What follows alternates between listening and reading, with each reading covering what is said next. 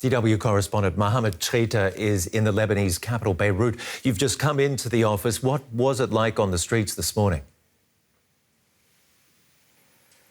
Well, weekday mornings are usually very busy in Beirut, but today was unordinary calm. It took me around 7 minutes to reach the office. I usually spend around 30 to 40 minutes on the road. You know, schools and public institutions are not working today, and the state is still in shock, and therefore a lot of Lebanese are just staying home, anticipating the situation. Many are heading to hospitals across the country to donate blood or give any sort of possible support.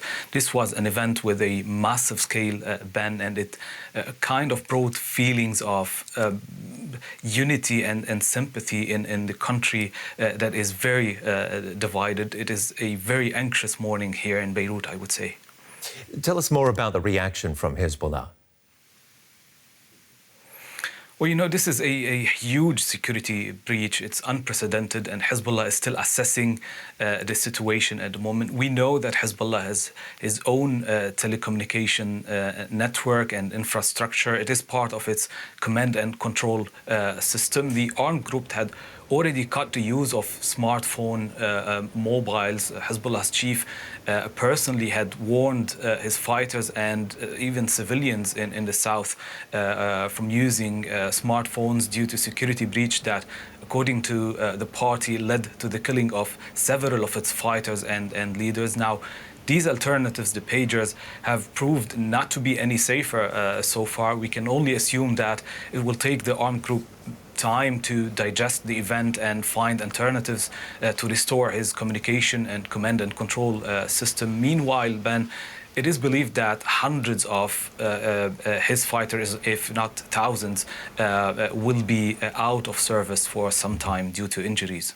So how damaging would all of this be for the militant group, and considering the deaths, the injuries, and the downing of their ways of communication? It is very damaging. You know, the conflict between Hezbollah and Israel is based on a deterrence equation. This unprecedented security breach is perceived by Hezbollah as an attempt to break this equation, and therefore we're anticipating how will Hezbollah respond. The party issued a statement this morning and vowed to continue the daily operations against Israel in what he calls the supporting front for Gaza, and also vowed to retaliate to yesterday's massive breach in a separate or on a separate note, but did not provide any further details about his next step. We're just anticipating and watching the situation and just checking how this will unfold. And Mohamad, where would you say this puts the current fighting between Israel and Hezbollah?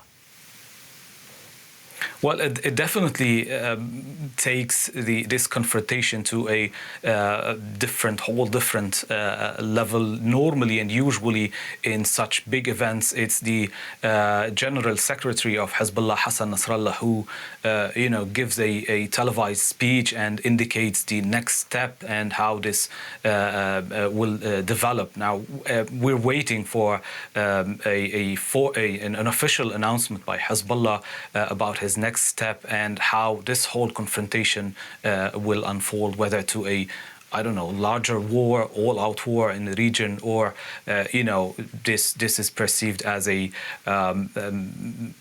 kind of a peaking situation, tension that will end up with a political resolution. DW correspondent Mohamad Chreyteh, thank you very much for your analysis.